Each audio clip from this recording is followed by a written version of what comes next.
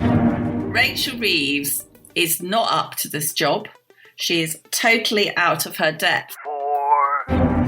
You cannot tax and spend your way to prosperity. As Winston Churchill said, trying to do that is like standing in a bucket trying to pull yourself up. Over time, in their vision, all of Europe is going to fall to Islam, not through the sword, not through military means, but simply by outnumbering. You know why I'm an economist? Because I was good at maths at school, but I didn't quite have a good enough personality to become an accountant. We have liftoff.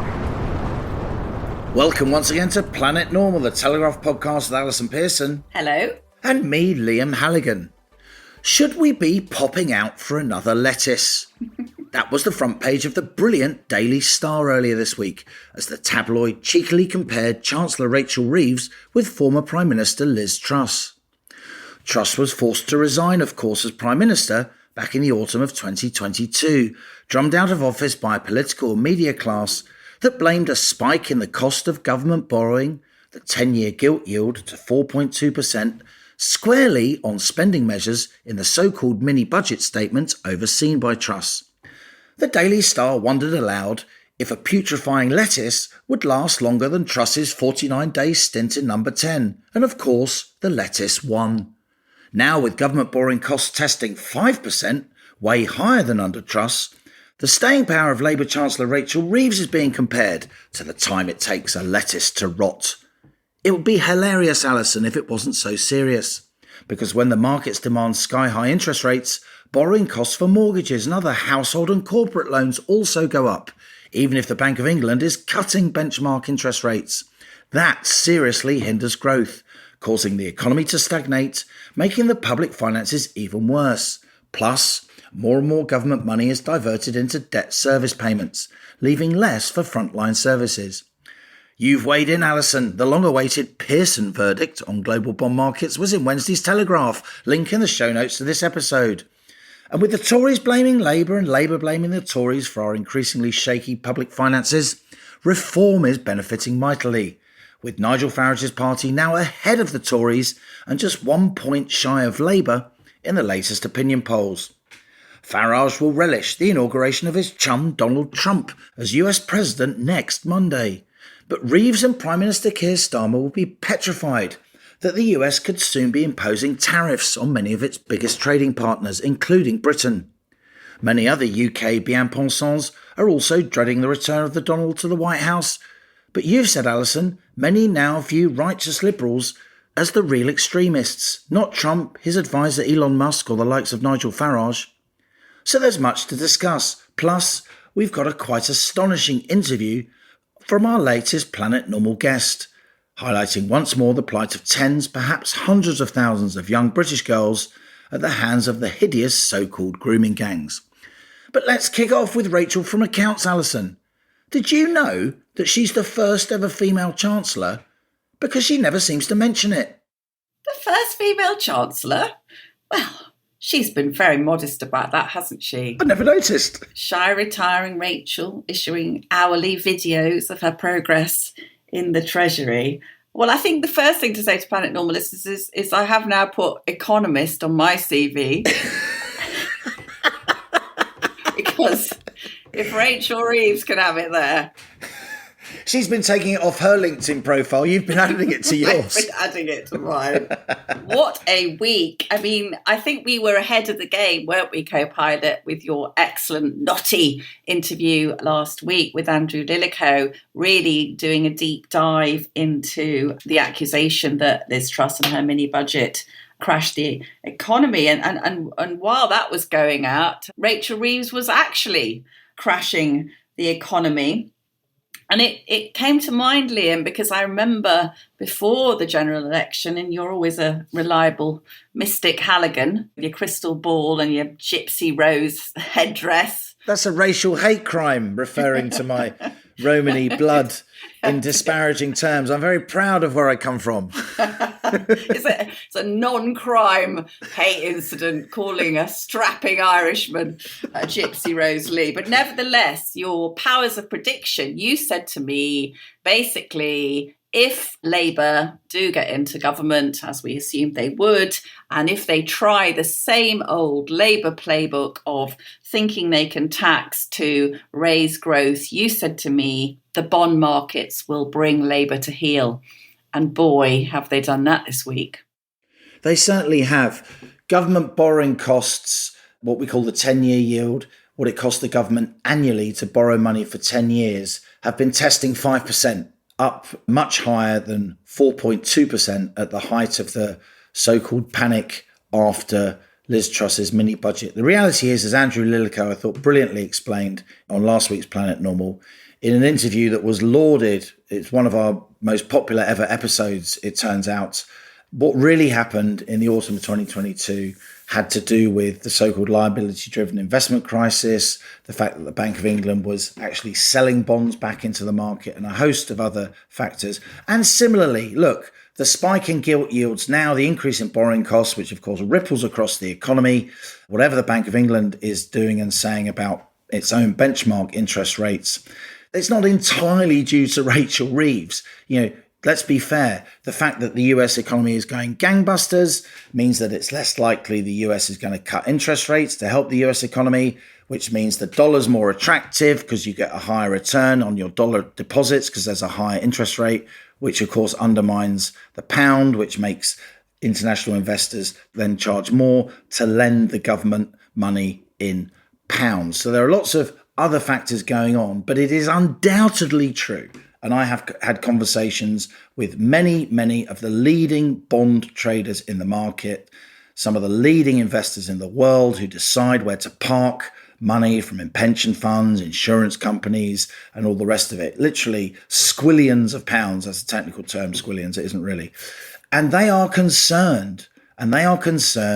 Because Rachel Reeves said high taxation would lead to growth. Nobody really believed her. They gave her the benefit of the doubt for a bit. But it's clear now that high taxation is not leading to growth.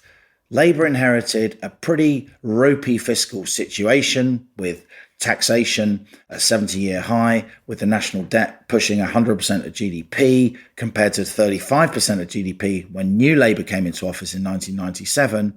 But Labour today, Starmer's Labour, much more ideologically left than Blair's Labour, much more determined to borrow and spend for ideological reasons, doubled down, whacked up government spending by 70 billion quid a year in Rachel Reeves' October budget, having talked down the economy for 4 months, pretending there was a black hole so they could increase taxation and blame it on the Tories.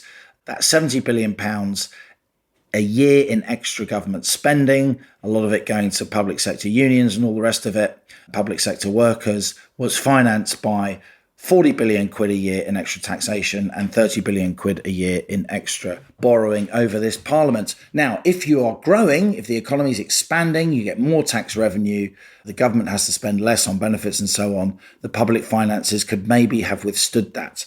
But the latest figures show the economy flatlining, 0% growth throughout the autumn, with some people now saying we could have an economic contraction in 2025. If you get 2 quarters of contraction, 2 quarters of a shrinking economy, you've got a recession. This is why the bond markets are upset. This is why they are charging more to borrow, because if you don't have growth and you're spending and taxing more, you can get in a doom loop and the economy can stagnate. I don't want that to happen, because if it does happen, a lot of people, particularly poorer people, more vulnerable households, are going to suffer a great deal. But that is where we are. Labour have doubled down by borrowing and spending more into the face of a slowdown. They're causing that slowdown, in my view, I think it's fair to say, to get worse. You cannot tax and spend your way to prosperity. As Winston Churchill said, trying to do that is like standing in a bucket trying to pull yourself up. It doesn't work. Well, I know I've learned from you that we economists, we have to be very measured in what we say. We economists. I love it. Can't go stirring up unnecessary fear or gloom, unlike the Chancellor of the Exchequer. We can't. You know why I'm an economist? Because I was good at maths at school, but I didn't quite have a good enough personality to become an accountant. You didn't have quite a strange enough personality to become a leading mathematician. Now, I'm going to say this regardless of how temperate we're supposed to be. Bond traders are poised around the world. Say it. Rachel Reeves is not up to this job. She is totally out of her depth. Now, we were told this week, Liam, that she was feeling very depressed because she can't see a way out of the bleak economic outlook and the choices are all SH1T. Well, my view is that at least Rachel, now very depressed, can start to empathise with the farmers threatened with losing their family farm, the shivering pensioners fighting off hypothermia, the small businesses shutting up shop, the parents forced to drag distraught kids out of private school. All of these and many more are the casualties of Reeves's vindictive student politics. And we've actually had this even more farcical thing, Liam. I mean, sometimes you just laugh, the black humour of this stuff. So the Chancellor's now writing to quangos asking for their ideas for growth. I mean, you'd be better off asking a random selection of people in the Tesco's frozen food aisle. It's even worse. Quangos are generally deeply unproductive, highly politicised, state-funded bodies. It's like asking a fox about chicken welfare.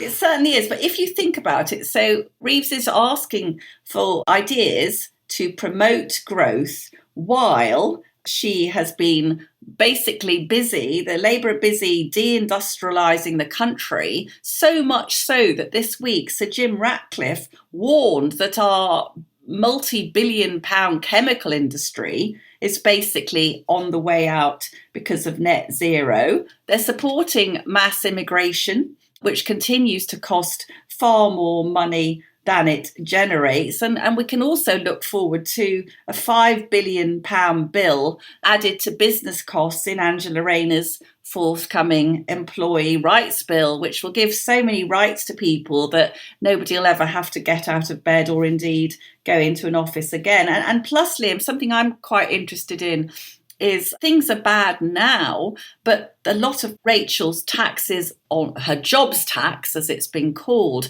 that's not even going to bite till April, when these really stoked up employers' national insurance contributions kick in. And I'm sure you've heard, because you're very plugged into people, I've been hearing about businesses which are closing now in anticipation, in dreadful anticipation of what people are going to be experiencing in April, when they will suddenly have to pay a much higher minimum wage. And you made the point to me before, didn't you, that it's not just the minimum wage increase, but that these employers' national insurance contributions are going to kick in at a much lower level. £5,000, yeah, rather than 12 grand or so. It's worth saying that Jim Ratcliffe, of course, is the owner of Ineos, which in turn owns a big chunk of the Grangemouth refinery and petrochemical complex, the largest one in the UK, which is now closing down.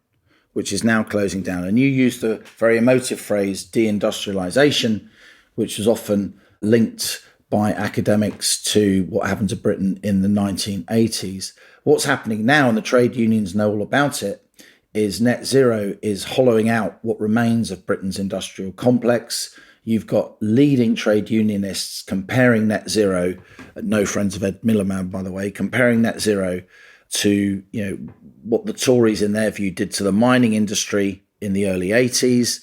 This is a major, major issue. I personally think today's Tories should be talking about this a great deal more than they are. You have the North Sea oil drilling ban, a lunacy in my view, not because I'm any friend of hydrocarbons, the oil and gas industry. I've spent a lot of my life writing and researching ways to wean the world off petrochemicals and oil and gas, not only for environmental reasons, but for efficiency reasons and security reasons, geopolitical reasons.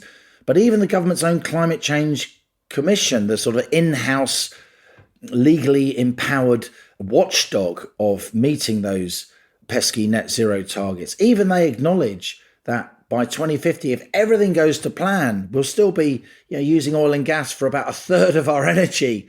So if we're going to use that oil and gas, use our own so we get the tax revenue. And because it's much, much more environmentally friendly to drill our own oil and gas than it is to import it from around the world in big ships as liquefied natural gas. This is completely economically illiterate, and it's also immoral because we are massively harming really good industrial jobs, relatively well-paid jobs in many parts of the country, not just in oil and gas, but in car making for reasons we've discussed, the way the net zero car targets and fines are being imposed on car makers now to a much, much greater extent than anywhere else in the world, certainly more than in the EU.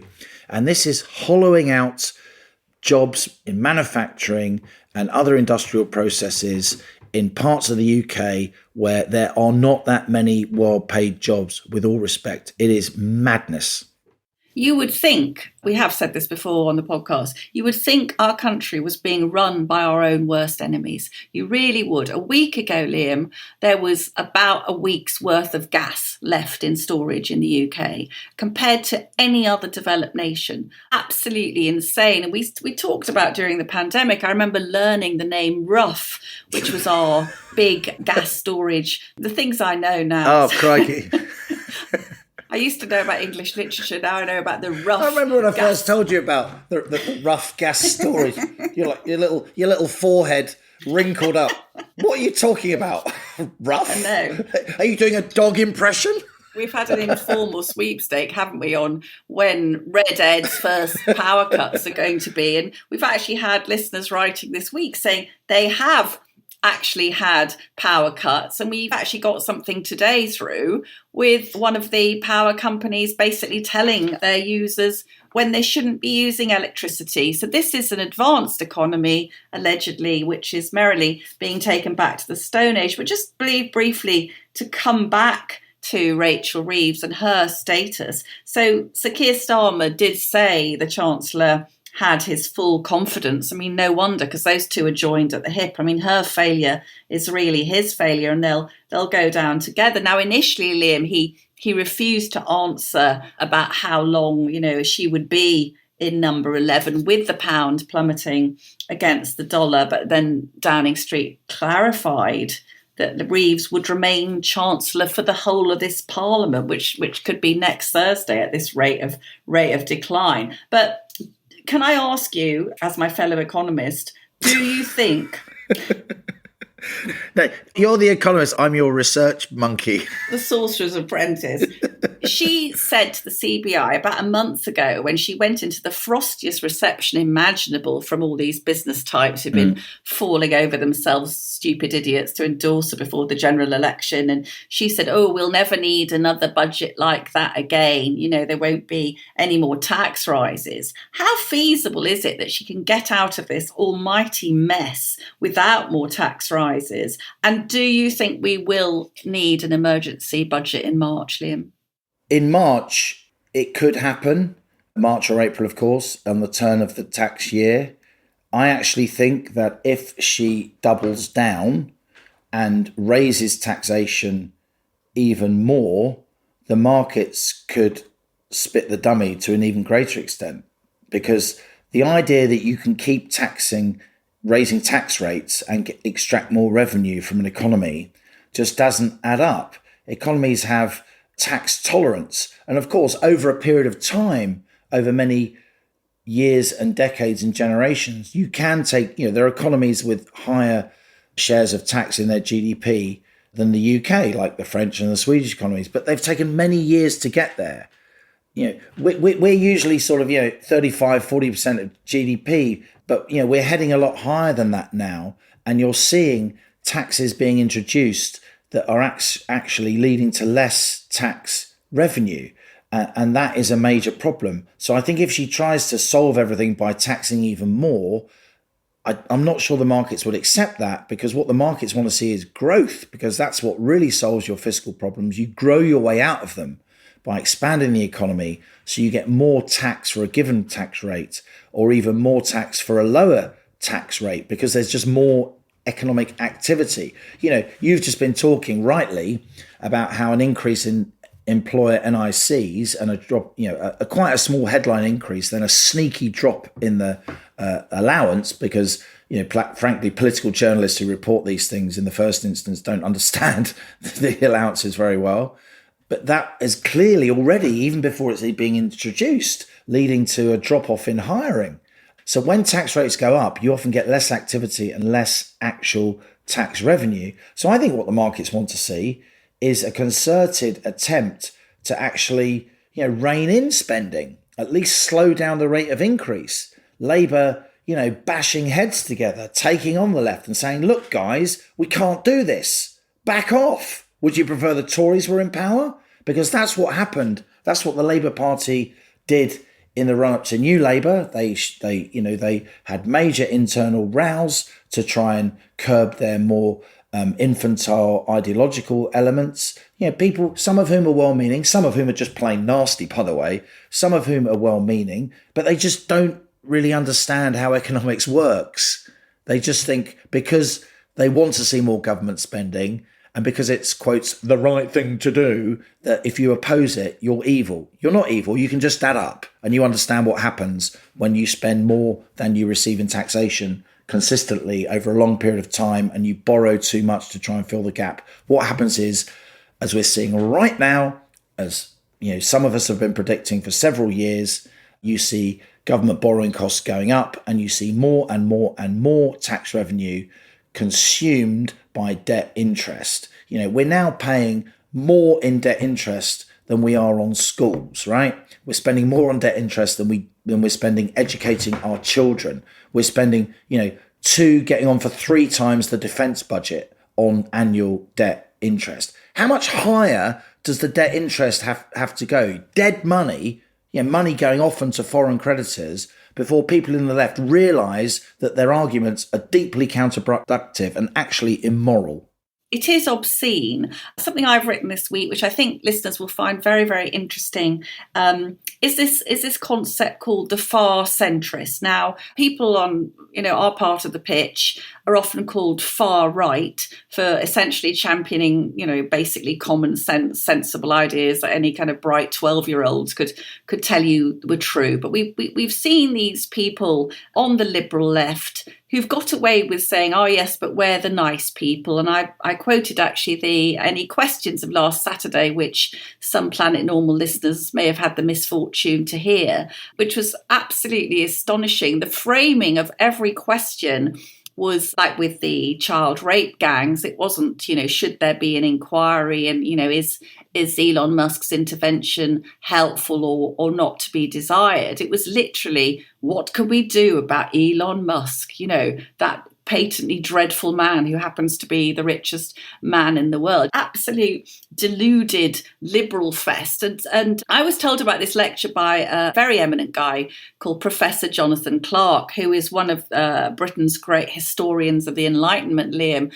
And Professor Clarke had coined this idea, the far centrists, in which he argues that actually the extremism is all the nutty ideas, all the sort of, the maddest net zero stuff we've just been talking about, the mutilation of children in the name of trans ideology, the quasi-defense of child rapists in the name of multiculturalism. Many of these ideas, which are supposed to be all about being a nice person, actually lead to really dreadful things. And I would say that segues nicely, Liam, into the other, for me and you, big story of the week, which is the first poll showing that Reform UK are just behind Labour. Reform was coming in on 25%, Labour just ahead on 26%, a truly mortifying result for them 6 months after an apparently a resounding general election win, and the Conservatives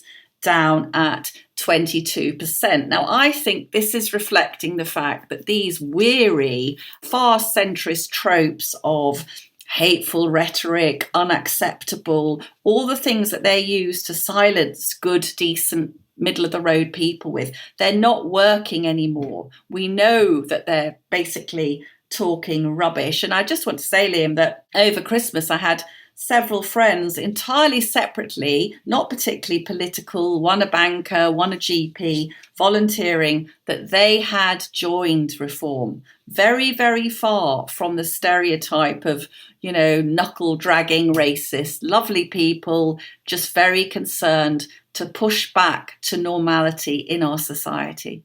Yeah, I've had that in my life as well, and I think a lot of people, even people that don't follow politics in the way that we do, but are just interested in the future of the country, are thinking, crikey, Labour are making a mess of it. Crikey, it could be 1976 all over again, of course, when the UK had to be bailed out by the International Monetary Fund.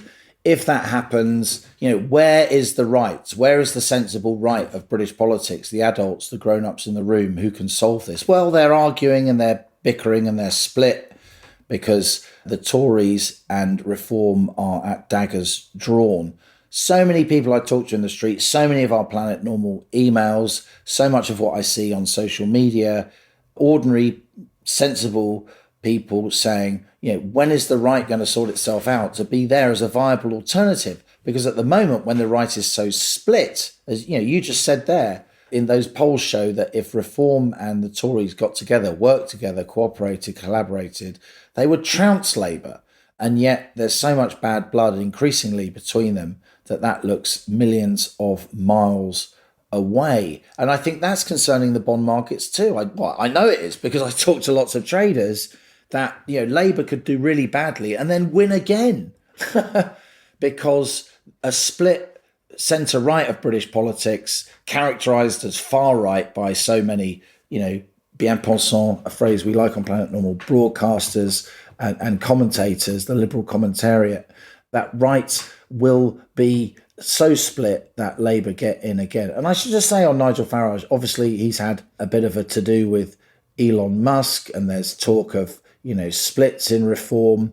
Rupert Lowe, who's a very impressive, successful business leader, who is now one of the 5 Reform MPs, is seen to be somebody who's a kind of outrider for Reform moving, further away from the Tories towards the right. I think Nigel Farage is exactly right, correct, to distance Reform from Tommy Robinson.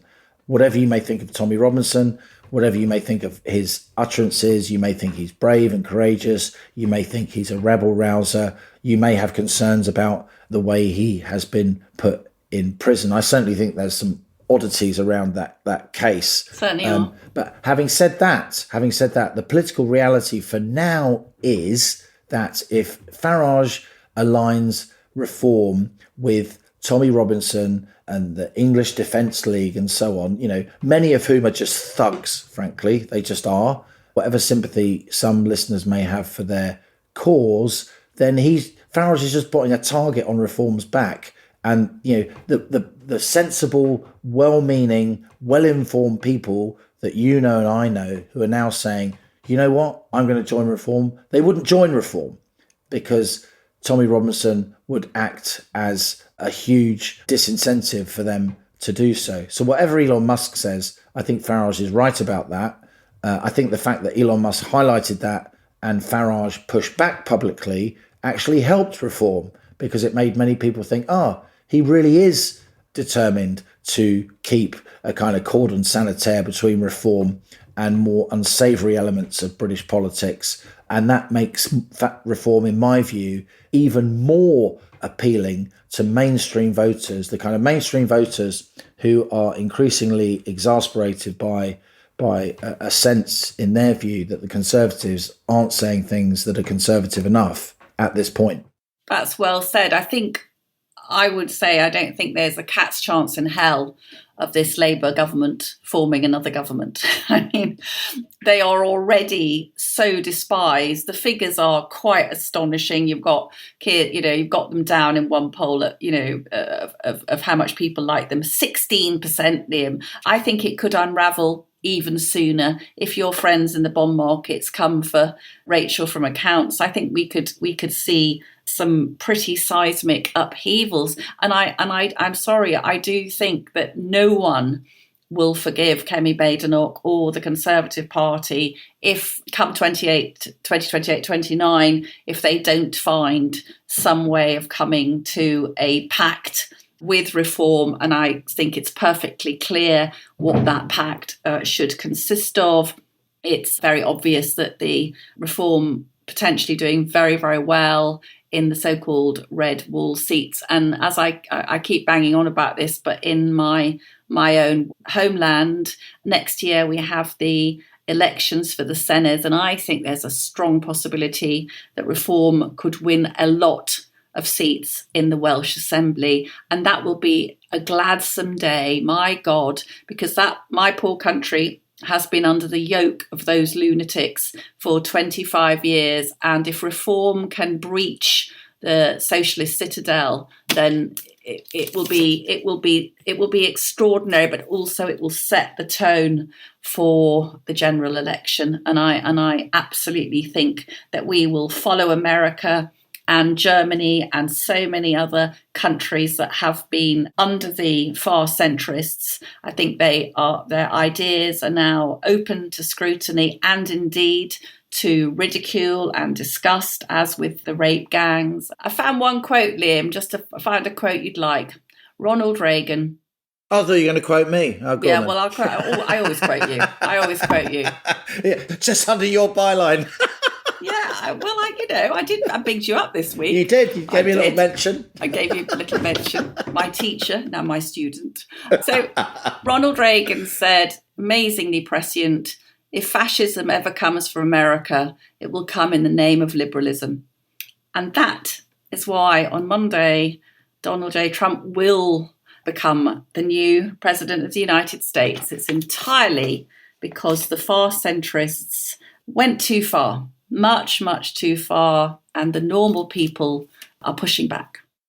I think there's a lot in that, Alison. I think the idea of the far centrists is an excellent idea. I admire Jonathan Clark. He's a Cambridge-educated historian, previously at Oxford. What a shame that he felt he had to go to the US for the rest of his career, denying British students the benefit of his wisdom. So much of academia seems to have gone that way. But just a final thought from me, from not really my friends in the bond markets, people who contact me to talk about politics, and I talk to them about market sentiment. It seems like a pretty good trade to me. And if I can inject into mainstream political media discourse what the markets are really thinking, then I think I'm doing something worthwhile. What's crucial now to Reeves, the market for UK government debt, and indeed our financial solvency as a nation, is geopolitics. It's the geopolitics, stupid, you might say. Going forward, is there going to be a spike in oil prices? Is there going to be a trade war? Is Trump really going to introduce really big tariffs that slow down global growth even more? Under any of those circumstances, the UK, as a net energy importer, as a country where almost a fifth of our trade is with the United States, is going to suffer badly. One bright shining star on the horizon is we may have a hostage deal in the Middle East. That may calm down now, that situation. We've still got, of course, daggers drawn between Russia and Ukraine. So those two big geopolitical squalls, sources of turmoil, which of course have massive economic and financial impact around the world. It may be that there is some kind of pause, even some kind of renewed stability in the Middle East. It may be that there's some kind of pause, some kind of renewed stability in the relationship between Russia and Ukraine, and more broadly speaking, the East and the West. The probability that both those issues are, quotes, solved over the next few months is actually quite low. And it only needs one of them to be inflamed anew for there to be new pressures, shockwaves across the global financial system. And those shockwaves, if they come, and I absolutely hope and pray that they don't come, of course I do, but if they do come, then I do fear, and I just think this is an objective statement of fact, that the UK, having been through this bond market spike, much of the world is now talking about the UK's shaky public finances. We are now centre stage. Our bond market, our government solvency is now in the crosshairs of global bond markets if those two geopolitical squalls aren't solved and if there is renewed turbulence. Fingers and toes crossed, co-pilot. Strap yourself in. It could be a bumpy ride.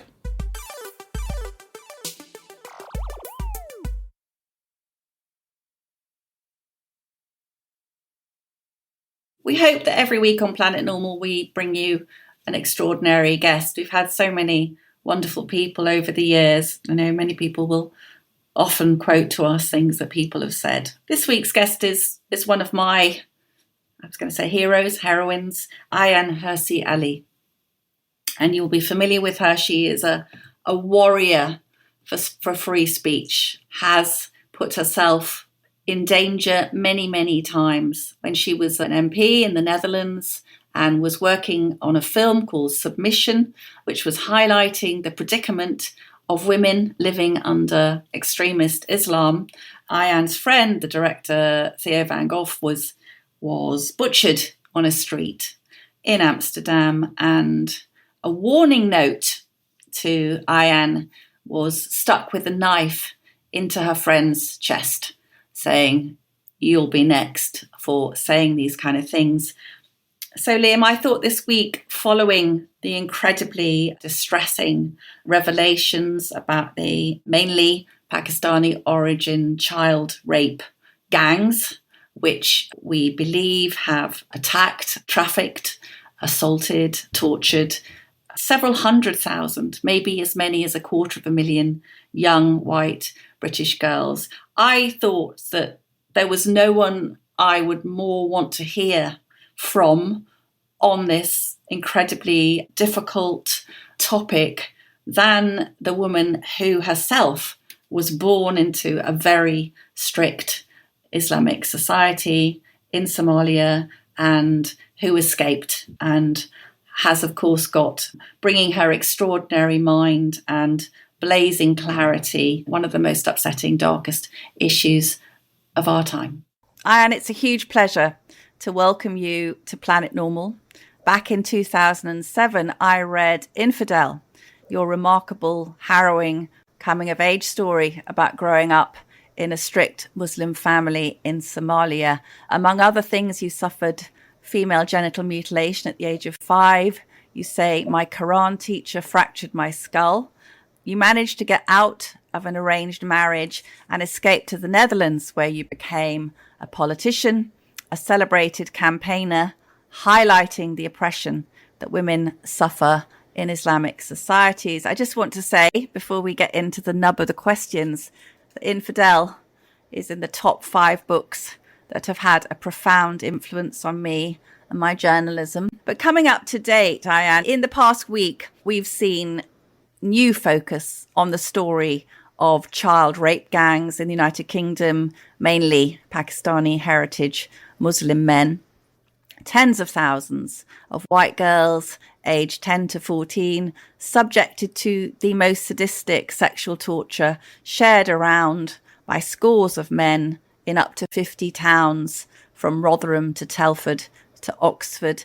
Ayaan, can you give us your overall reaction to this news? Are you shocked? Oh, Alison, first, thank you for that very kind and generous introduction. And I wish I could say I was shocked. Of course, I'm always shocked. Every time you get into the details, you don't only get shocked, you get depressed and you get disheartened, and it's just absolutely awful. But I'm not shocked. And in Infidel, I tell the story of my grandmother and the way she had this very harsh manner of preparing my sister and me for the world. There's one moment where I want to get out of the house, or I want to play with the boys or something, and she points to a piece of sheep fat in the hot sun covered in ants. And she says, "Look at that piece of sheep fat." She said, "That's what a defiled girl is." Do you understand that? And she uses this metaphor of the defiled, where if there's any kind of premarital sex, or even, it doesn't have to be sex, if there's gossip that you have been anywhere near a man that you're not married to or that is not your direct relative, you are like that. piece of sheep fat. She used to also tell us stories of comparing men to hyenas, where she says, when you go out to the men, they're just like a pack of hyenas. They come after you and you're the prey. And so this is why I don't want you to get out of the house, or I don't want you to play with the boys or any of that. And recently, because now we live in this wonderful internet age where the world has become open and Elon Musk bought Twitter and there's all this radical transparency. But I saw an interview between two, what I thought were imams doing a podcast. And one of them is Somali. I think the other one is from the Middle East.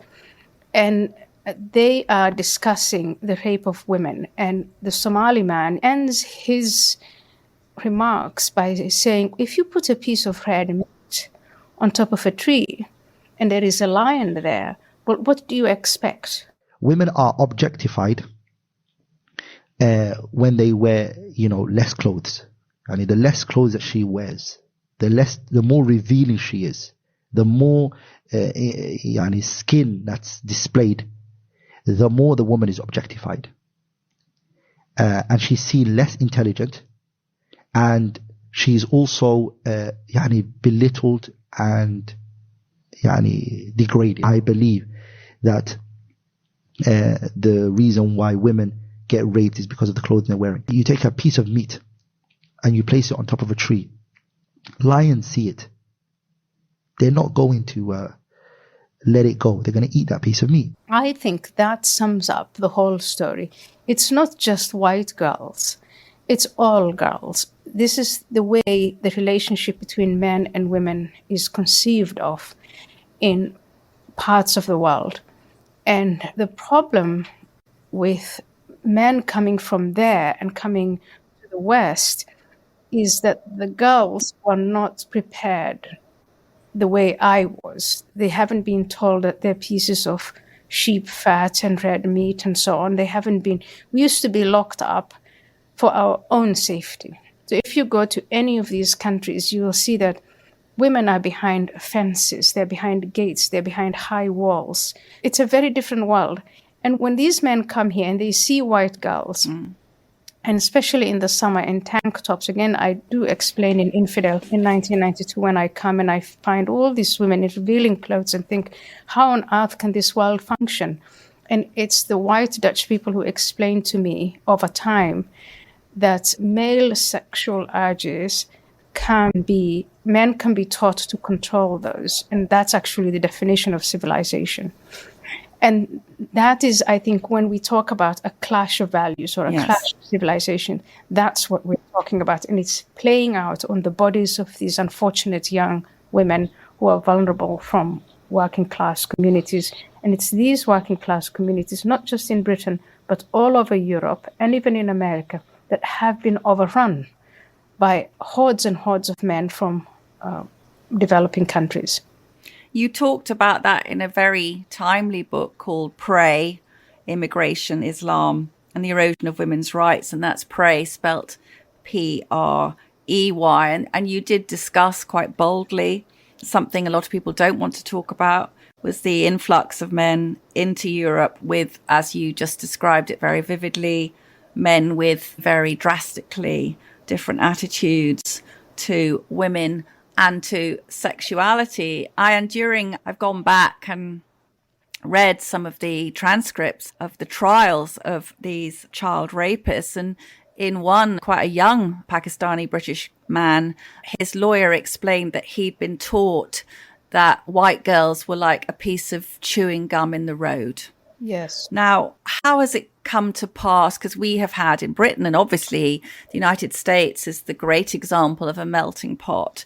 Traditionally, what happens is people come from different cultures, different parts of the world, and integration happens. And that can be the great solvent, can't it? In the past, we've had Jews, we've had Huguenots, wave after wave of, and indeed from the Caribbean and so on, wave after wave of people coming into our country and gradually absorbing the British way of life and the British values. But to a striking degree, that has not happened with the Muslim community. And I don't mean all Muslims, because I have a great Muslim doctor friend and so on, who are great additions and ornaments to our society, but certainly in some of the very closed communities where we see small girls completely covered. I've seen pictures of Yorkshire schools where little girls, maybe age 5 or 6, are completely covered.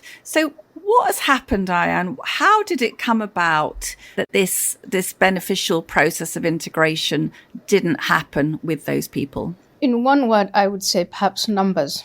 And I think early days of immigration from Muslim countries, it wasn't very different from immigration, say, to the UK from, as you said, the Huguenots, or later, much later, from different places that were former British colonies. The best place to compare is, on the one hand, people from India, and on the other hand, people from Pakistan and Bangladesh. Now, the matter is complex. If you already spoke English and you come from a former colony and you lived in a city and you were familiar, you had some familiarity with not just living in a city, some interaction with Britain and what to expect.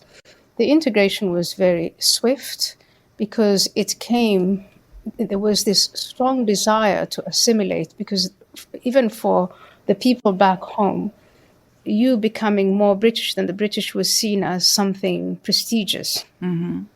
But later on, when people come in large numbers and they come from rural areas and they're deeply religious, you see a change. And this is taking place almost exactly in the same time that the Sunni Muslim Brotherhood infrastructure is being established in Britain. They're building mosques and Islamic centers, they're writing books, and they have a ready-made congregation among these low-income, low-education immigrants. Some came as guest workers, some just followed their family, some really fleeing places where economic hardship and trouble. No matter, these Islamists find these ready-made congregations, and they preach to them that they are different.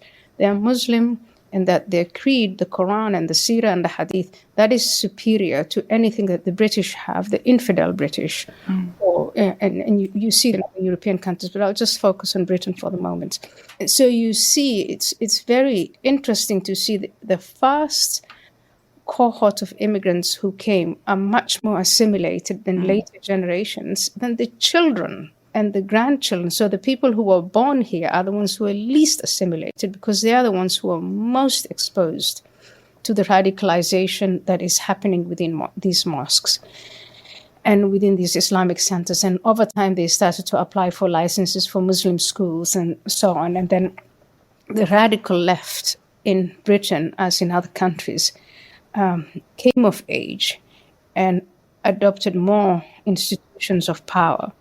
And the two of them formed, the radical left and the radical Islamists, have formed this alliance that has enabled, and it's more than enabled, emboldened and empowered the Islamists to come out openly, because most of the things that they used to say behind closed doors, and it would be journalists with hidden cameras who would go and record them.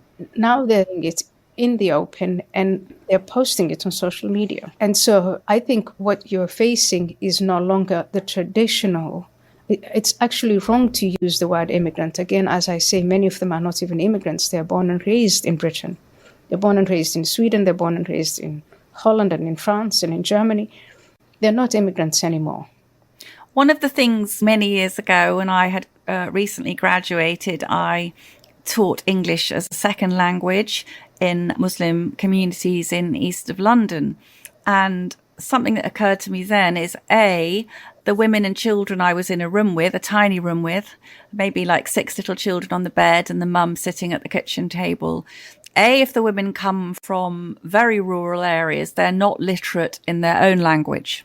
It's extremely difficult to teach English to people who don't have an elementary grasp of their own language. But the other thing I would say is that I came across lots of evidence of men not wanting the women to learn English or indeed to participate in the society. We have very low workforce participation among Muslim women. And it strikes me, Ayaan, that one of the great agents and drivers of integration is mothers wanting their children to fit in and do well.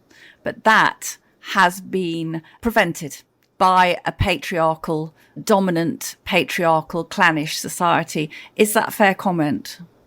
I think it's a fair comment. And again, it's also layered. So when I look at Muslim women who live in the West, I see three categories. I see one category that I would describe as heretics. Again, they're quite strong. They speak English. They know the freedoms of the West, and they know the constraints of Islam, and they fight quite boldly. And these women do the fighting not within their communities, but outside of their communities, because they've been ostracized. I think they had more influence probably in the 60s and the 70s, but now none of those women. I'm an ex-Muslim. There is no way I can go into these communities and start talking to them about why something else is better than what the lifestyle that they have or the way of life that they have now. The second group, unfortunately, are part of the system. They do speak English and other European languages, and they have been to these mosques and Islamic schools. They are, if you will, the enforcers. Very often, if you go to these television shows, whenever an event occurs, almost always a negative event. Now, it's the grooming gangs in Britain that are causing so many headlines, but very often it's terrorist attacks and things like that. Yeah. And you find women with tight headscarves, speaking perfect English, coming on and apologizing for what's going on, accusing people of Islamophobia and so on. Yeah. So they are the apologetics. And then it is number three, it is the group that you describe. It's the totally downtrodden who lead lives. They're not allowed out of the house. If they go to school, it's very limited. They're married off to men they don't want. One or two will rebel, and they're subjected to this incredible series of punishments, beatings. I think you very recently you had the story of Sarah Sharif. Yes, and the little girl, 10 years old. 10 years old, who was literally beaten to death by her own father. And now there are many girls who are not beaten to death, but who undergo similar beatings systematically. And then, of course, there are the other girls who are watching the beatings, who are watching the punishments, and who think, I don't want this to happen to me. So those are the three categories of women.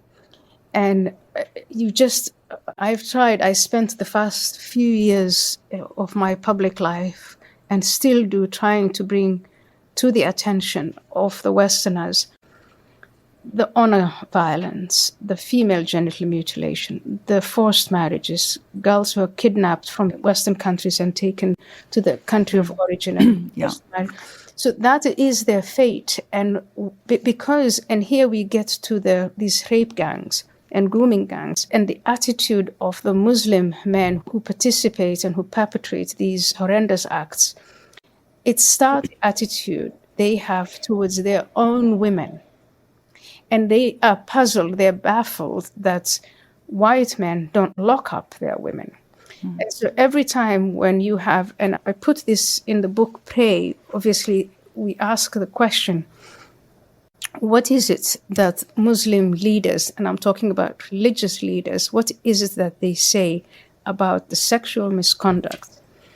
And most Muslims come from honor and shame cultures. And when one individual, if one Somali man or one Pakistani man or one Iraqi man misbehaves in public, the whole community is tainted. And so you ask yourself, why are they then not disciplining these men? Yeah. They are not, because in their concept, it's not the men who are wrong. It's the women who should not be in public. It's the women who should put on more clothes. I don't know if you've seen it, but on the internet now, it's very new. There's this campaign of the hijab where they're showing, I saw yesterday a video, I think it's a little propaganda video put out by the Islamists, where women in Western dress are knocked down the stairs. And then the women in hijab, they are treated with respect. and the men look away. So this is what they're trying to convey to the Europeans and the Americans and the Westerners. If you want us to keep away from your daughters, if you really care about your daughters, then they should not be out and about. You've very eloquently described what's going on within those communities. For me, the parallel and disturbing thing about this scandal is obviously police, counsellors, social services were too afraid of being called racist or Islamophobic to intervene and to protect those extremely vulnerable girls. Now, Lucy Allen, Ayaan, who was Conservative MP for Telford, she told me last week, I'll quote from her, "The people in power believed that being honest about what had happened to the girls would fuel racial tensions. They pushed a narrative that hiding the problem was in the interest of the community, that looking the other way would cement social cohesion and protect society." Now, Lucy Allen thought that line was coming direct from the UK Home Office. Ayaan, do you think that there has in any way been a deliberate strategy by Islamist leaders to make liberals in the West feel guilty about criticizing their beliefs and actions? And how did the West so swiftly abandon its own values? Have they deliberately played us, really, because we're so liberal and well-meaning? The answer is yes, a resounding yes. The Islamists, in particular the Muslim Brotherhood is the most sophisticated, best organized, best resourced among the Islamist groups in the world. And they have now, for years, they have been working with the Islamist regime of Iran, which has also become sophisticated. And when I use the word sophisticated, it is in understanding and playing what the West, really honing in on the West's weaknesses, on the ways to subvert its culture, on finding the discontented and common ground with progressives, not liberals, but the people who call themselves progressives, who do have, in their own way, a hatred of the West. They're Westerners, they're white, they're American, they're British, they're Australian, they're French. They're the far left. They hate capitalism, they hate the West, and they have their own agenda of bringing down the West. And the Islamists among the Muslim Brotherhood have found common cause with them, which is very interesting. So they know how to play the West. And this incredible relationship between the two groups, the Islamists and the far left progressives, it has resulted, I think, in the conditions that we see now, where the rest of us are reacting to the premises that they put forward. I think you are almost my age. Mm-hmm.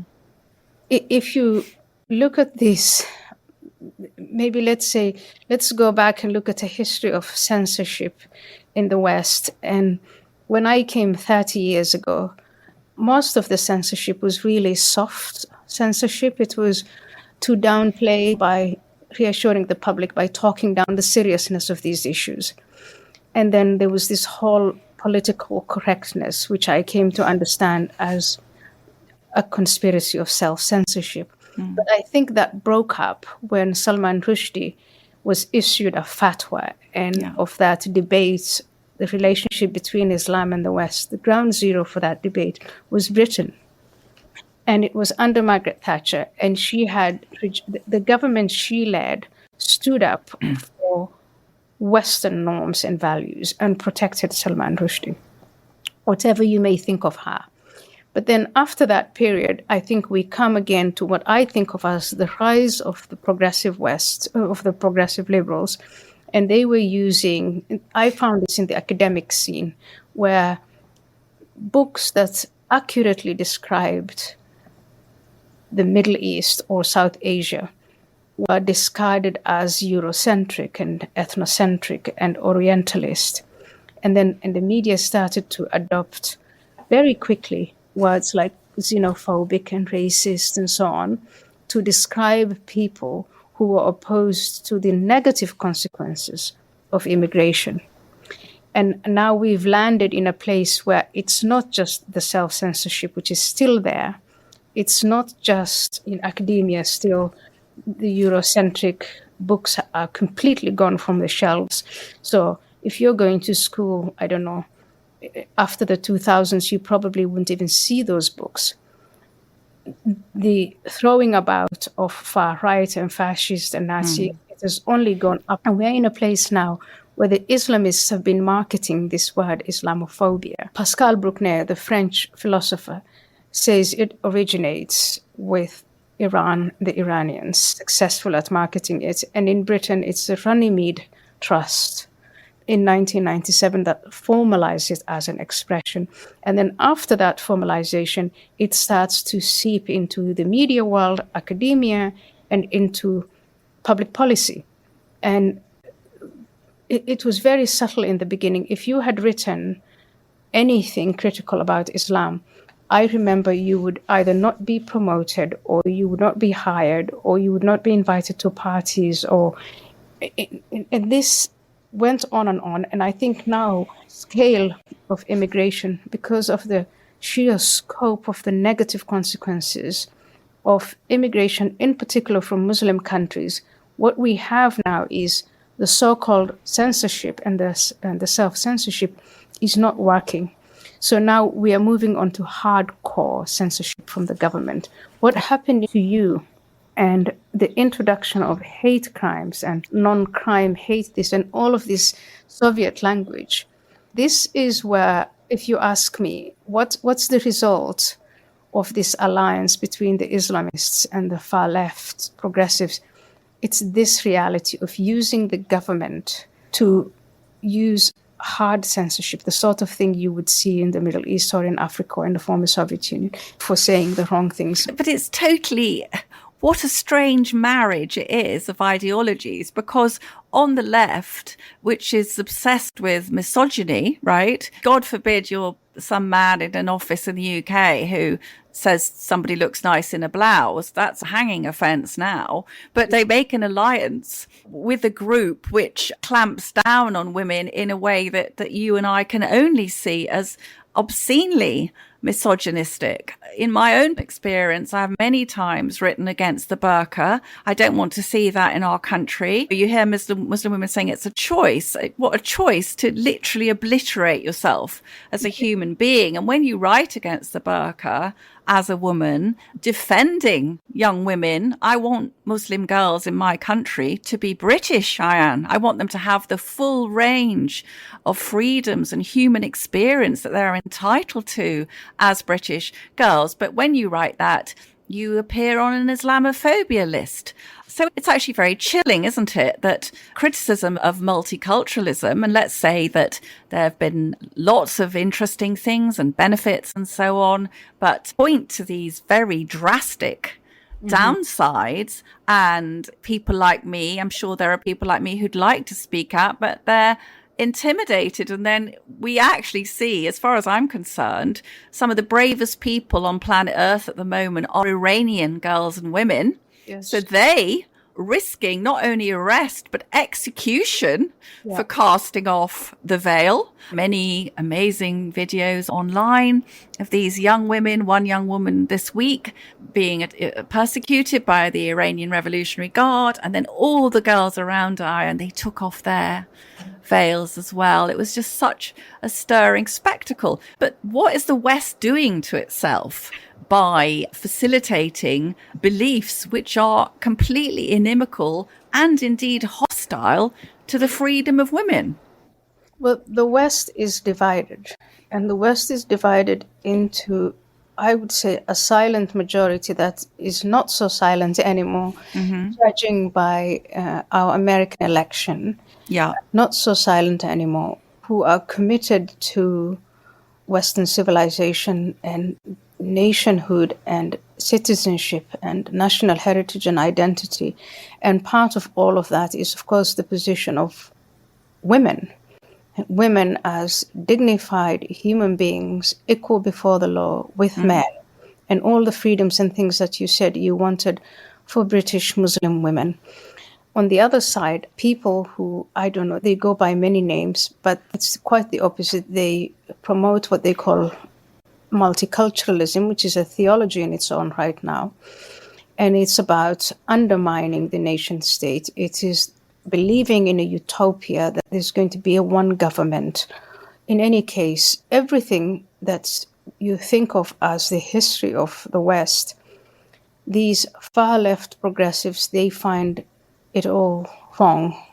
They only emphasize whatever it is that the West did that was negative. Slave trade, colonialism, this is the picture they create of the West.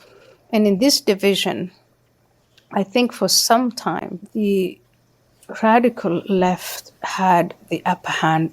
And I think in Europe, they still do have the upper hand. You asked me the question, how is it possible that the Islamists and these radical left groups, the Elon calls them, says they have a woke mind virus. Mind virus, yes. Mind virus. I really agree with the mind virus description. The Islamists are very sophisticated. I follow them and I read their internal debates and discussions of who do we work with and how long. Some of them say, we have to work within democracies. We have to work with unbelievers. We have to take our time. We have to participate.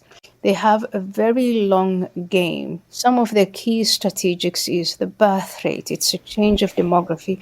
Over time, in their vision, all of Europe is going to fall to Islam, not through the sword, not through military means, but simply by outnumbering.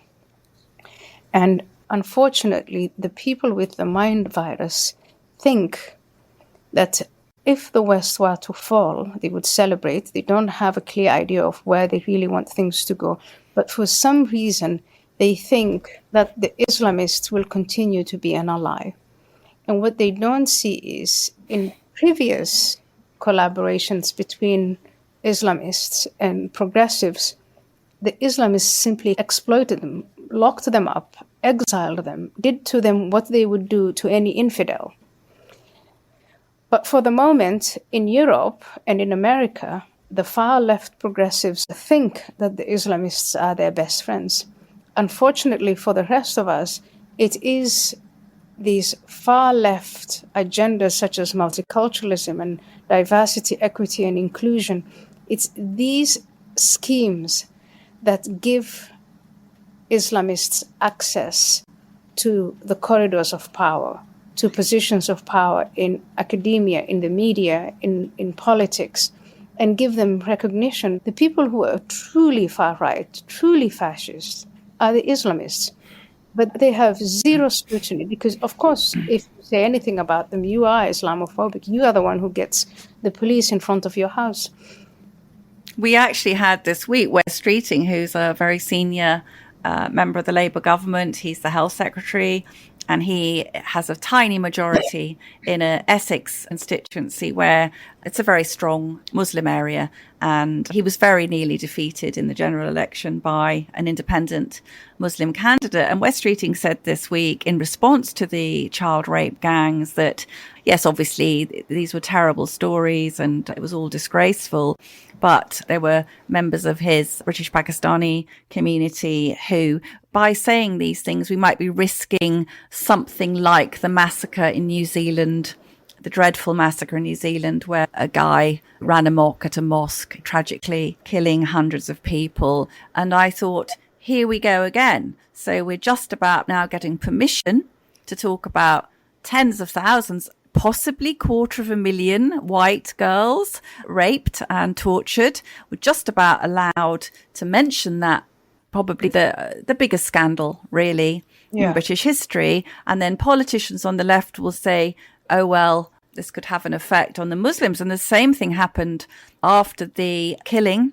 3 little girls died in Southport in these horrible, they were at a holiday, Taylor Swift dance class. And Keir Starmer turned up the day after. He laid a very perfunctory wreath to the children, was shouted at by the crowd, how many more children have to die, Prime Minister, and then scuttled off to a mosque where he said his solemn vow was that he would be protecting Muslims. And this is what we see, Ayaan, the pattern repeated again and again, is you think, surely this topic is so horrific that they can't shut us down now. But there's nothing that there's no topic so bad that they don't think we can be told to shut up, is there? Yeah.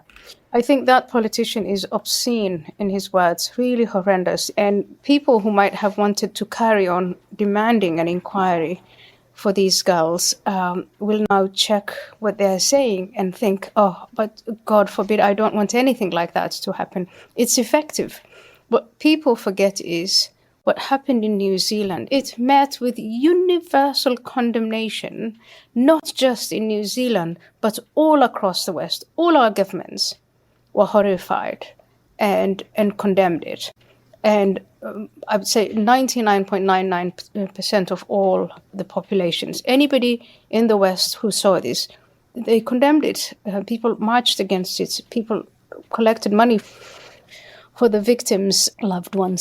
So it just does beg the question, how many terrorist attacks have we seen unfold in the West and outside the West? Where are the Islamists marching against those sorts of things? Even today, where are the Islamists or the Pakistanis or Bangladeshis and others who are coming out and marching against what this topic is, the sort of impact it has on their communities? So I think it is, again, the silent majority that is not so silent anymore to emancipate itself cognitively, intellectually, emotionally, and spiritually from these blackmails, to stand up to those who vilify them as racist. They are not racist. It is not racist to stand up for those young girls and to put an end to these organized rape gangs that are active to this day, not just in Britain. I repeat to you, that was what the book Prey was about. It's in Germany, in Austria, in Sweden, in Holland, everywhere where large numbers of Muslim men have come to reside. They're committing the same crimes.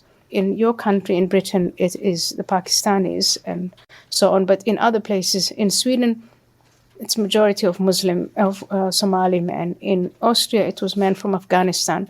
I hope, let me say, that we're not blackmailed by this. And an inquiry, if it were to occur, we know what happened to the girls. What it really would uncover would be these now opaque relationships between these politicians and the Islamists who harvest the votes for them from the Muslim communities. I thought the Labour Party in Britain was supposed to be there for the working classes. Why have they abandoned the working classes? Why are Jewish communities in Britain and in other European countries so frightened that they are now voting for parties like Marie Le Pen's party or the AfD? Why is that okay? Why is it happening? This is what an inquiry would reveal. There has been talk, very controversial talk, of deporting the dual nationality convicted Pakistani rapists. That is the policy of Reform UK. And do you think that deportation might be one way of dealing with this obviously immensely thorny issue? And how optimistic are you in general that in the future Islam can reach accommodation with the West? So on the first question, I think deportation and ensuring that they don't come back, those who are deported, that is the most effective deterrent against these horrible crimes and other crimes, by the way. Number one. Number two, even better and more effective, is to dismantle the Islamist networks, in particular those run by the Muslim Brotherhood. And on your question about, am I optimistic, can we reach accommodation with Islam? I'm very optimistic. I'm optimistic because I am seeing, as you are describing, the women in Iran The women in Iran are able to protest the way they are protesting because they have cover from their men. And so when you have a society-wide change like that happening in Iran, which is a major country for Islam, it just fills me with hope. But also Saudi Arabia. The Saudi government have decided to ban the Muslim Brotherhood in their country. And even though they do practice Islam and it is a Muslim country, they have decided that they want to build a future for their children that is a future that is on earth, not the hereafter, and so is not suicidal. They want to educate their children and give them skill sets and the idea that you can live on this earth and it's worth it and you can have a good life and be at peace with others. And so has the UAE. Yes, I was just going to say to you, extraordinary development in the last few days where the UAE is banning terrorist-linked people in the UK to the Muslim Brotherhood. This is the UAE, a Muslim country, giving Britain a humiliating lesson in how to act assertively with people who seek to undermine our way of life. Is that right? It's right, and it's completely justified. And I think what the Emiratis, United Arab Emirates, the Emiratis are telling Westerners is put your citizens first. Because in their country, that's exactly what they do. And that is what everyone expects. I was a Somali girl. We went to Saudi Arabia. The Saudis put the Saudis first. And they didn't put the Somalis first. They put the Saudis first. And so when people leave the Middle East and come to Europe, they see that Europeans are not putting their citizens first. And that gives them the green light to exploit and to misbehave and to behave in ways that they wouldn't behave at home. So I think that we've got now to wise up and to demand more from our governments. I've seen the success of this in America. And in 2020, when George Floyd event happened and we had the Biden administration, I had almost lost hope, thinking, this is not just decline. This is the end of Western civilization. And I was absolutely terrified that Kamala Harris would win the election because you now have Keir Starmer, and he came to power and all the things he promised were false. It's very different from what he's executing now. Kamala Harris was Keir Starmer on steroids. She would have had the resources of America, and that would really have switched the lights off Western civilization. So I'm very optimistic that European countries can do the same, and Britain is probably where we were in America in 2021. And you are going to have to sit through this administration. But by the time they're done, I think every Briton who cares about your country will wake up to this and say, never again, no. I hope you're right. And finally, if I'm ever going to be stranded on a desert island, I'm taking Ayaan Hirsi Ali with me as my book. You recently, Ayaan, set up a fantastic Substack called Restoration, which I would highly recommend to Planet Normal listeners. And you preface the Substack with, I escaped the Islamic world and came to the West. Many don't know how good the West is or how fragile. I fight for the restoration of what made the West great. What are a few things you'd like to restore, Ayaan? Christian morality, critical thinking, and common sense. That's what I'd like to restore. And I think everybody is absolutely desperate for that. And people think, they get confused and think when I say Christian morality that I want to convert people to believe in God. I wish I had that power. I don't. But it is, Christian morality for me is dignity of life. It is the separation of powers. It's the emancipation of women. It's the Magna Carta. It's this wonderful, beautiful civilization that you built, the arts, the music, the literature. It's all of these things. And it is the fact that all of that could reach the heights they reached based on merit and accountability and transparency and critical thinking, which is the closed-mindedness of the Islamists is now married to the closed-mindedness of these far-left progressives, and it's resulted in the subversion of all that is good about the West. And so what I'd like to restore is to go to these institutions and put them back to the institution of the churches and education and the universities and media and academia and politics. Let's bring them back to what they were, restore them to their original objectives. The late, great Christopher Hitchens, I read his review of Infidel last night, and he described you as one of the most courageous people imaginable. I agree. I wholeheartedly agree. Ayaan Hirsi Ali, God bless you.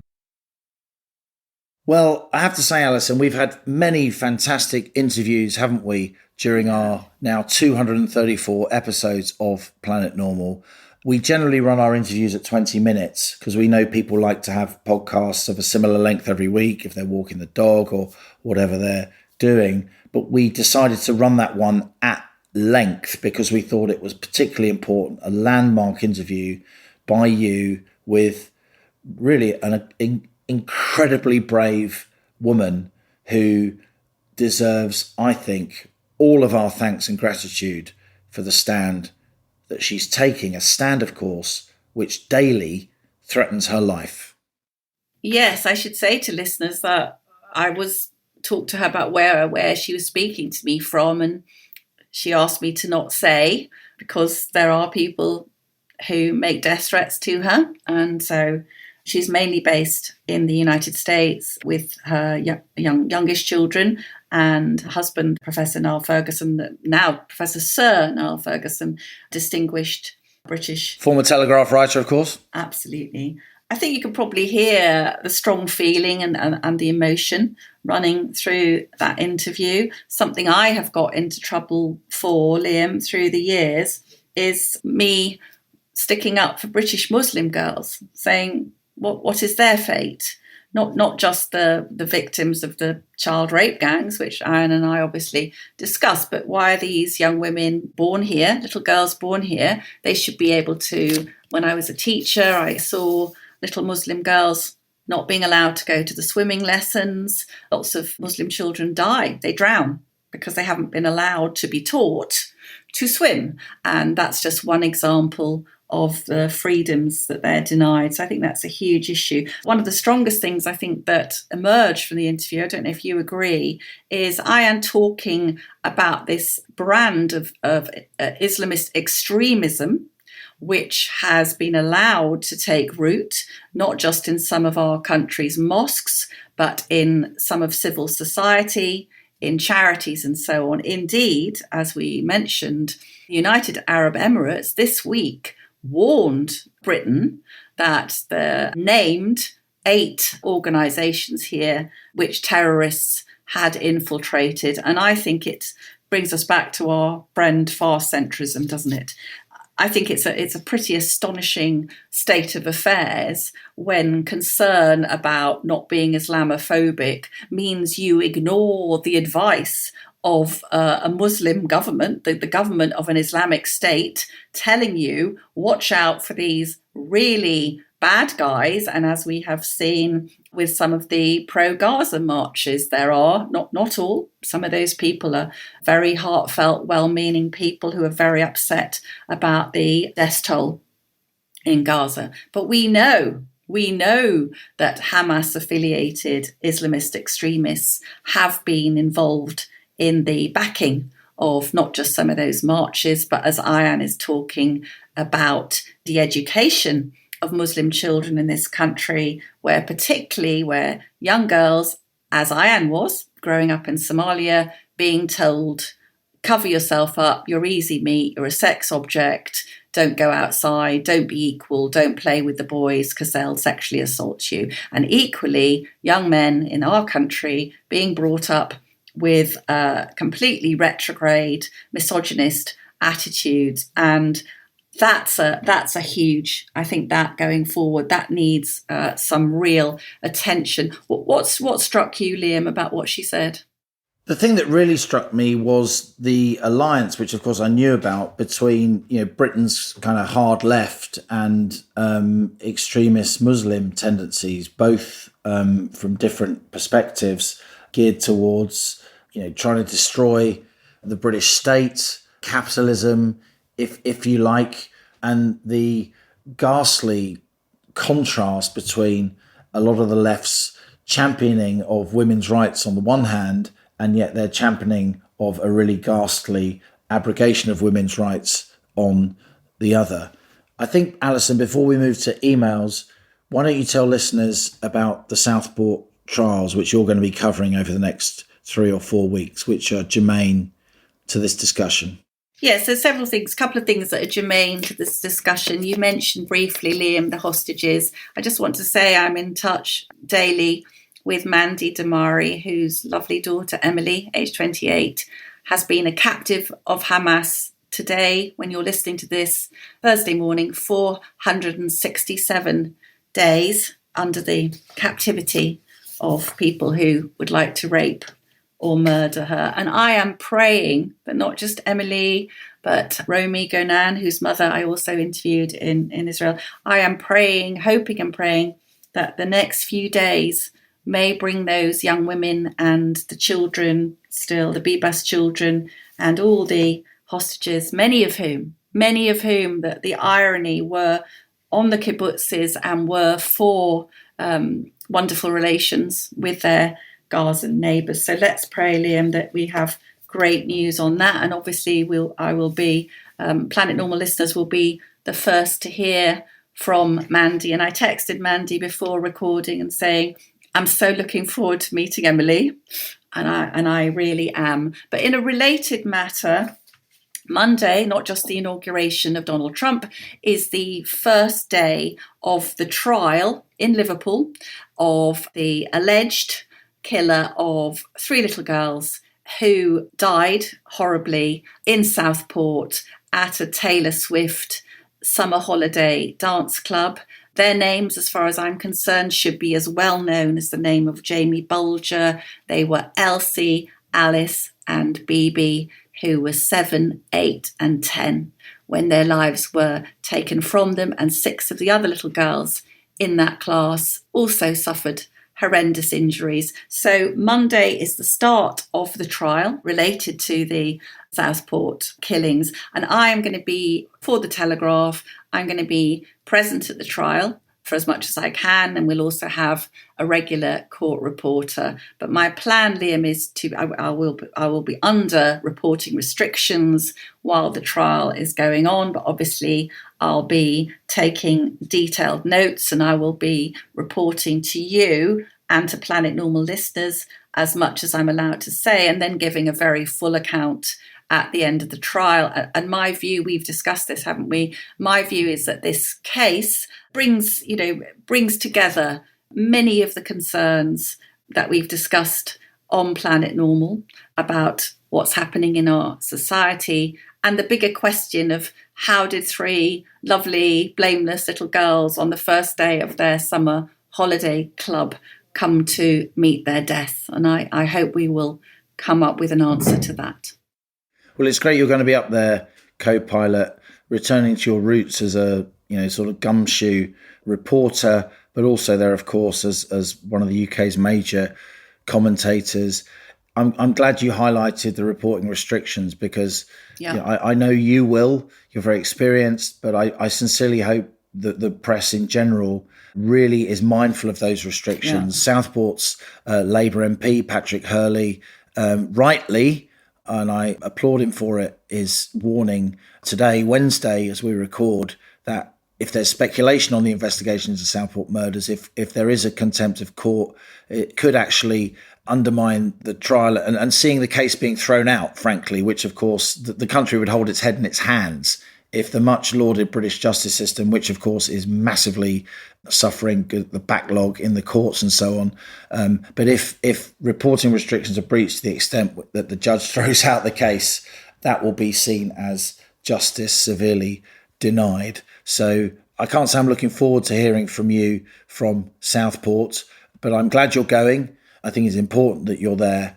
And we will, of course, be talking about it to the extent that we can, mindful about those reporting restrictions on Planet Normal in the weeks to come.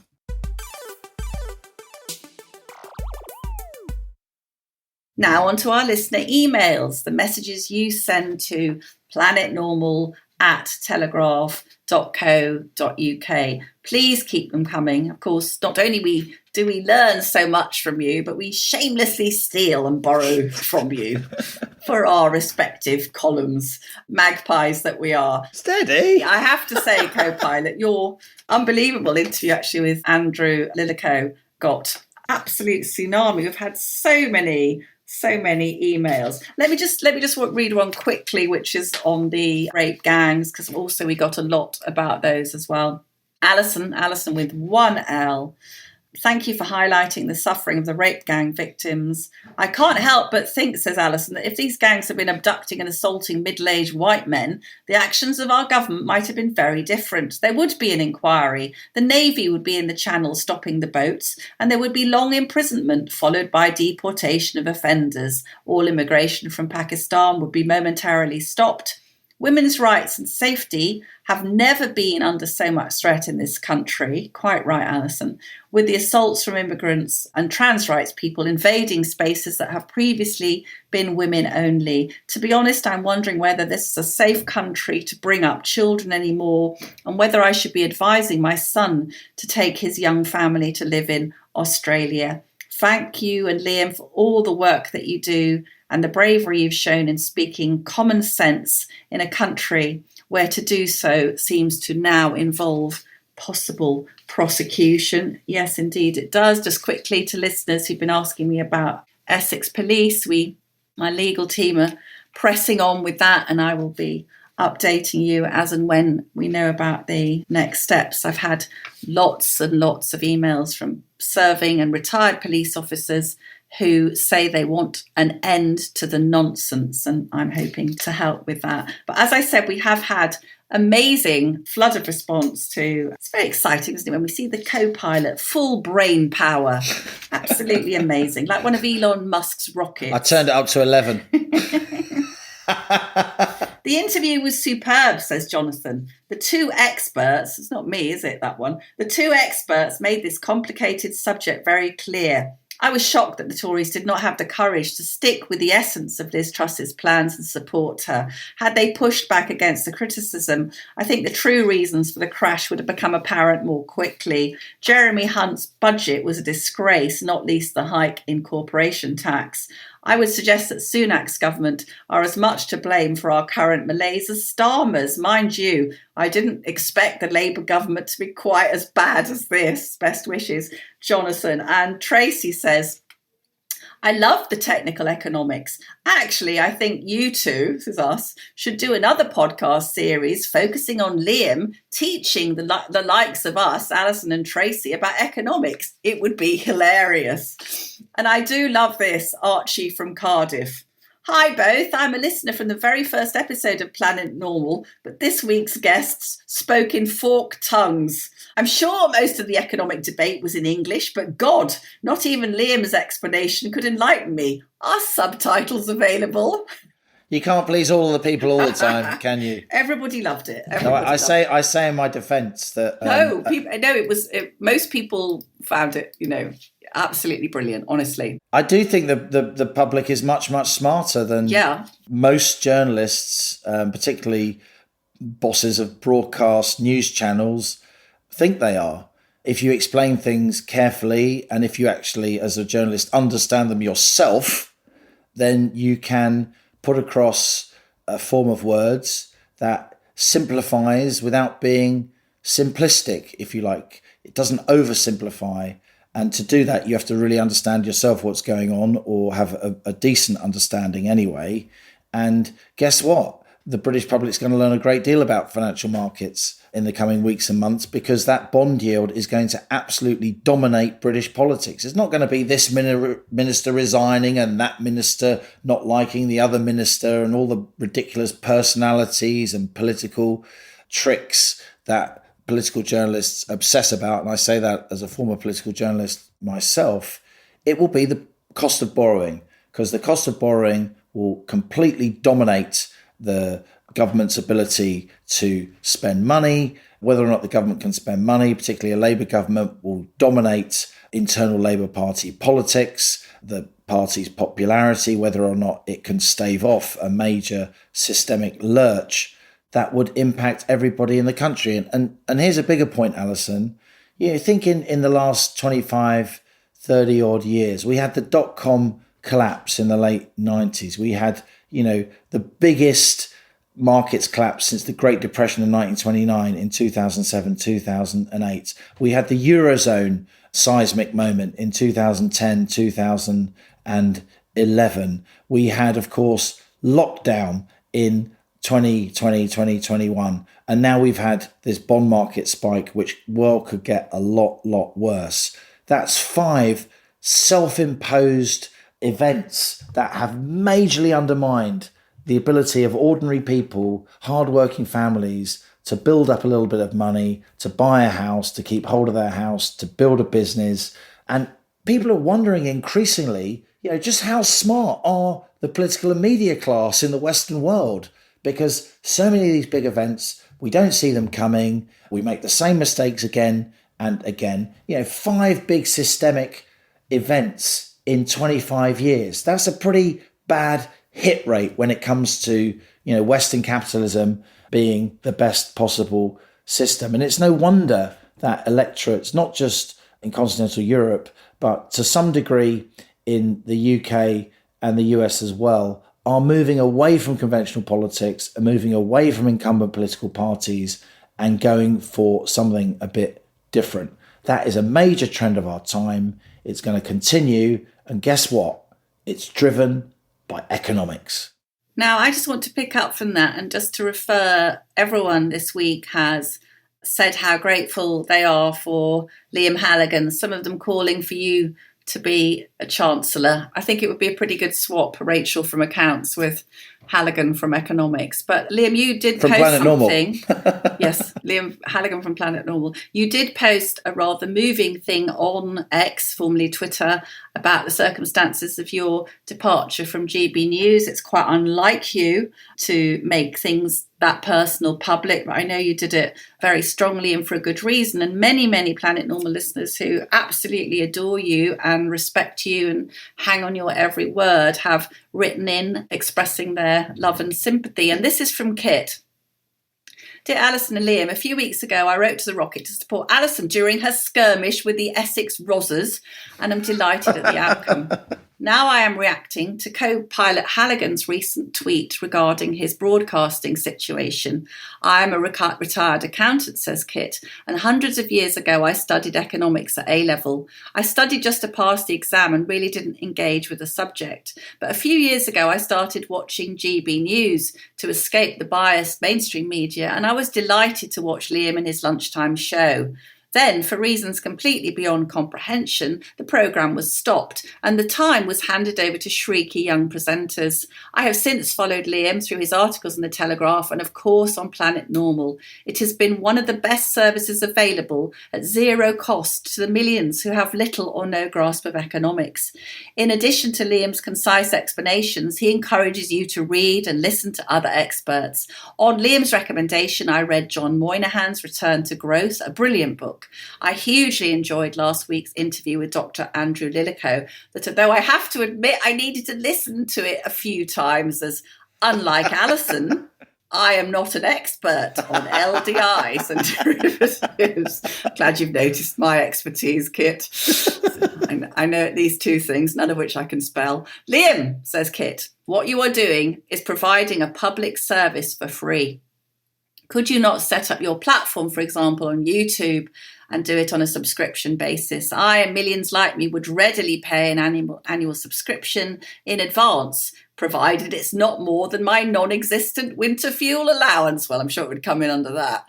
There are teenagers, influencers, says Kit, making lots of money for questionable broadcasts. Liam should start broadcasting and enlightening folk, especially now on such an important subject. I have little doubt that he would soon have a substantial following and the rewards to go with it. By the way, congratulations to both of you on your efforts with reducing weight? Economies of scale? Question mark. We're practically invisible. It's lucky we're not seen on screen because people would be having to get out their magnifying glasses. Thanks again, says Kit, for your unmissable podcast. And thanks to you, Kit, for summing up what so many Planet Normal listeners have said about the amazing co-pilot. Liam, are you touched by Kit's words? I am. I mean, I wanted to do a tweet because I get so many people saying to me, why aren't you on TV? Why did you leave GB News, etc., etc. So I decided to make public for the first time that I didn't actually leave GB News. I was made redundant from GB News. Yeah. It wasn't my decision. I was one of the launch presenters of GB News. I gave it 3 years of my life. I really wanted it to succeed. I still really do want it to succeed. There are some fabulous people working at GB News, but I didn't like the fact that people at the top of the channel, who I think don't have a decent grasp of UK politics and economics, don't really understand the UK particularly well, are taking the channel in the wrong direction. They insisted on telling people that I left of my own volition. I didn't leave of my own volition. I was chucked out of GB News. And I thought it was important to make that clear while speaking more generally about the difficulty of getting this type of economic analysis on mainstream television and radio. You know, I've been doing this for 25, 30 years, banging my head against the wall, trying to convince the sort of gatekeepers of mainstream broadcasting, who are often extremely well-off people with no understanding of economics and business because they're from extremely wealthy families. They think it's boring, men in suits, boring. Well, it isn't boring, men in suits, boring. It's what makes the world go round. And I can't tell you how often I'm stopped in the street or I get emails or indeed tweets from ordinary people coming up to me and saying, what did you think of this? Why did that happen in the market? You know, I don't always have the answers, but I've generally got more answers than they have. And it's absolutely vital that we keep talking about this stuff on mainstream broadcasting outlets. Print coverage of economics and business is a lot diminished compared to what it was when I was a kid doing my paper round, delivering papers from a house with no books, but reading the papers avidly. That's what made me a journalist, as we've discussed in the past, Alison. But having said that, you know, I think a lot of papers do a good job in this area. The Telegraph, our colleagues on the Telegraph, have done a brilliant job and do a brilliant job in the business section and even in the main part of the paper in covering these issues. We have some excellent writers, reporters and commentators, but broadcasters, mainstream broadcasters, are totally out to lunch when it comes to covering economics and business. There are one or two exceptions, but they are very much exceptions. There are one or two people like me in mainstream broadcasting who do plug away at this, but it's really, really hard. And we are tolerated rather than championed in newsrooms. And when it comes to getting airtime, in my experience, and you know, I say this with a lot of experience, it's always economics and business that gets cut, even though the public is very, very, very interested in it. So who knows? I may have to end up setting up my own platform to do this. It seems pretty mad given what I've done in my life and a shelf full of prizes for broadcasting, that mainstream broadcasters remain so reluctant to really cover this stuff. So there you go. End of sermon. The day I released that tweet was one of the main days where the UK bond markets were in turmoil. And as the kids say, my tweet went viral. You did. You were trending. It was ahead of tweets about the UK's bond market for a while. I didn't think that would happen. I don't really use Twitter very, very much. I'm actually a pretty low-key guy in many ways. I've never really chased publicity. If I wanted to do that, I'd have started reading the news in my late 20s rather than becoming the economics editor of Channel 4 News. But I do think the tweet touched a nerve, and I do think that broadcasters, mainstream broadcasters, need to get really serious about economics and business, though it may be that even if they ask me, I won't be willing to help them because I'll be doing stuff on my own. Well, we know that a lot of fantastic broadcasters have now gone out on their own and have their own channels. And I personally tune in to a lot of these people, some of your former colleagues from GB News, Dan Wootton, various, some of their very, very fantastic broadcasters and are now out on their own and building a huge following. So I know what you mean about the mainstream media. In fact, one thing I would say is this week I've been so glad for you to have you, because we have such a left-wing bias in some of the coverage that while they excoriated Liz Truss's skirmishes with the bond markets, they were going very, very softly indeed on the predicament that Rachel Reeves has got herself into. Do you want to read out Brendan, co-pilot, because he's got a very nice take on the present situation? Okay, here it is. This is Brendan, an email that he presents to us as a vision. It's 2030, writes Brendan. The Prime Minister looks from the highest capsule of the London Eye. Rachel stands at his side, her battle's won. They look at the ranks of wind turbines, where the House of Parliament once stood. No wind today, Rach, not a sign of it. Rachel glances down at the microscopic pensioners peddling the generators. Don't worry, the lights will stay on. The exercise will keep them warm too. Isn't dystopia great? No questions, no journalists. Rachel nods the way she does when having great thoughts. We've redistributed everything, boss. Now we have nothing. Greatness beckons. Keir looks at her quizzically. Are you feeling okay, Rach? You look a little peaky. Rachel glances down at her charger lead, then through the window. The old folks are slowing down. Well, they do that. Old age. No, I mean they're pedalling. I'm losing power. Rachel starts to panic. She grabs Keir by his high-vis lapel. My speech is going. It's going. Did I tell you I'm the son of a toolmaker? Keir feels his own power fading. And my father was the first female Chancellor of the Exchequer. He takes one last look down at the pensioners, who give him a collective V sign. Rach, our legacy is assured. But Rachel doesn't answer. She's stone cold, and as Keir's power finally runs out, his face too is expressionless. But nobody notices. And on that bombshell, that's it from Planet Normal for another week as we leave our sanctuary of sweet reason, our flying refuge of reason views.